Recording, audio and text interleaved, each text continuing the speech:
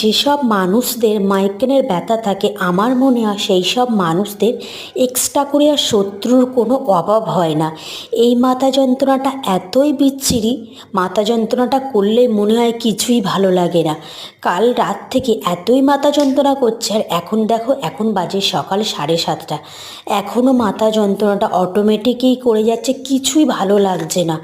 মানে কারোর সাথে কথা বলতেও ইচ্ছা করছে না, মানে কারোর কথা শুনতেও ইচ্ছা করছে না, মনে হয় লাইটটা অফ করে চুপটি করে শুয়ে থাকি, এত বিচ্ছিরি যে ব্যথা। কিন্তু এই যে আর আজকে লেট করেও ঘুম থেকে উঠেছি, ঘুমাচ্ছিলাম না, চুপটি করে শুয়েছিলাম, মানে কিছুই ভালো লাগছিল না, লাইটটা অফ করে শুয়েছিলাম। কিন্তু ওই যে উঠতে হবে, মাম্মামের এখনও সকালের খাবারটা রেডি করা হয়নি।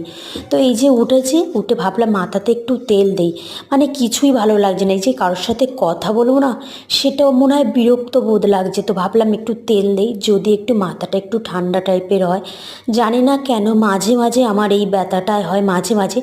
আগে প্রায় হতো, এখন জানি না, এই মানে একটু রোদে গেলেই তো হবেই। আর জানি না কেন এই সমস্যাটা আমার দেখা দিচ্ছে। তো এর জন্য কোনো কি সমাধান